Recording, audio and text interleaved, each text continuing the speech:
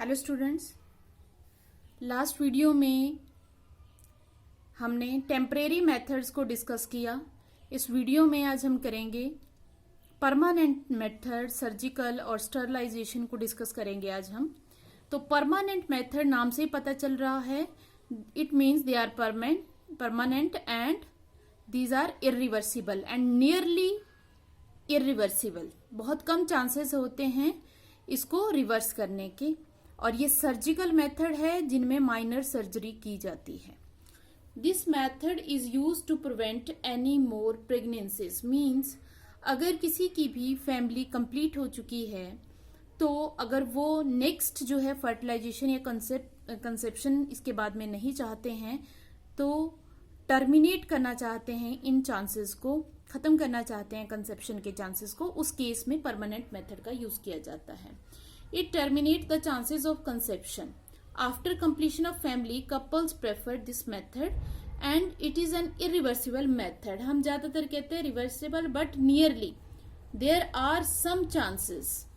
बहुत कम चांसेस होते हैं कि इसको रिवर्स भी किया जाए। तो कौन कौन से ये मेथड हैं तो हम देख लेते हैं।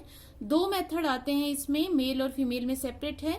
इन male it is known as vasectomy and in female it is known as tubectomy.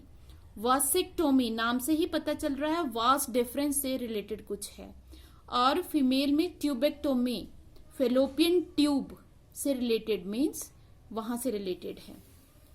तो यहां आपको डायग्राम के थ्रू मैं आपको एक्सप्लेन करूंगी कि हम ये देख रहे हैं these are testis and this is vas difference.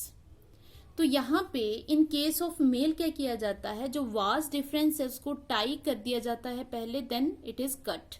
Mean it is tied and cut. ये वर्ड आपने याद रखना है, टाइड एंड कट, क्योंकि एमसीक्यू में काफी बार ये वर्ड पूछा जाता है। तो यहां से वास डिफरेंस को टाइड एंड कट। और इन केस ऑफ फीमेल ये क्या है, ओवरीज हैं और ये ओविडक्ट है। तो ओविडक्ट भी दोनों को क्या कर दिया जाता है, टाइड एंड कट। यहाँ पे कट एंड टाइड लिखा है, ये गलत है, ध्यान रखना है, that is tied and cut.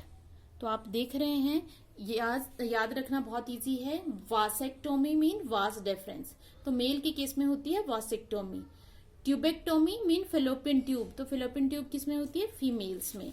अब इस मेथड को कैसे परफॉर्म किया जाता है ये ध्यान से सुने।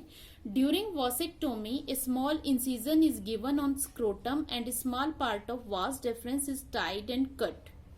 वासेक्टोमी जब की जाती है तो एक छोटा सा जो इंसिजन है, कट लगाया जाता है स्क्रोटम के ऊपर, और वास डिफरेंस के एक छोटे से पार्ट को, दोनों वास डिफरेंस, क्योंकि दो वास डिफरेंस होती हैं, दो टेस्टिस हैं, तो वास डिफरेंस भी पेयर्ड ही होती हैं, तो उनको जो है टाई कर दिया जाता है, देन कट।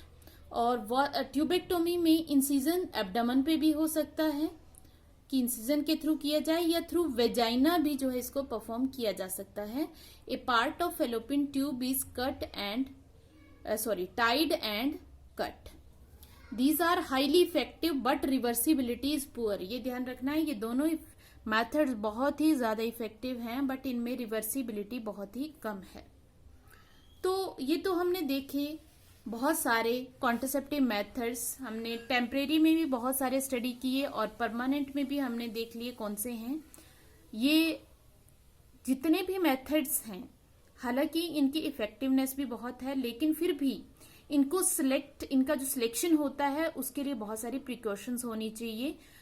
इनका जो यूज है वो प्रॉपर कंसल्टेशन के थ्रू ही होना चाहिए। तो what are the precautions about selection of contraceptive method. तो सबसे पहली जो इसमें प्रिकॉशन है that is consult qualified medical professional for selection and mode of use of any contraceptive method. किसी भी कॉन्ट्रासेप्टिव मेथड को यूज करने से पहले एक मेडिकल प्रोफेशनल जो कि क्वालिफाइड हो उसकी हेल्प लेनी चाहिए for selection. Second, these methods are not regular requirements for maintaining the reproductive health. जैसे हमने कहा रिप्रोडक्टिव हेल्थ हमारी मेंटेन होनी चाहिए, बट ये जरूरी नहीं है कि किसी भी पर्सन को रिप्रोडक्टिवली हेल्दी रहने के लिए इनकी रिक्वायरमेंट होती है। ठीक है, हेल्थ को मेंटेन करने के लिए रिक्वायरमेंट नहीं है, लेकिन to space between children, to complete after completion of family, to avoid STDs, तो उनके लिए इनकी रिक्वायरमेंट होती है. They are use only to inhibit conception, इनका यूज सिर्फ है फर्टिलाइजेशन ना होने देना. तो या फर्टिलाइजेशन नहीं होने देती हैं या फिर क्या करेंगी, उसको डिले कर देंगी, और डिले इट, या इसको डिले कर देंगी.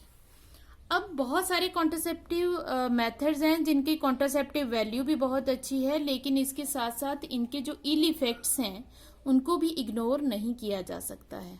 तो इनके इल इफेक्ट्स क्या क्या हैं जो एसोसिएटेड होते हैं, या वो हैं nausea, abdominal pain, breakthrough bleeding, irregular menstrual bleeding and breast cancer, जो कि हालांकि इनके चांसेस बहुत ही कम होते हैं लेकिन फिर भी पॉसिबिलिटी बनी रहती है.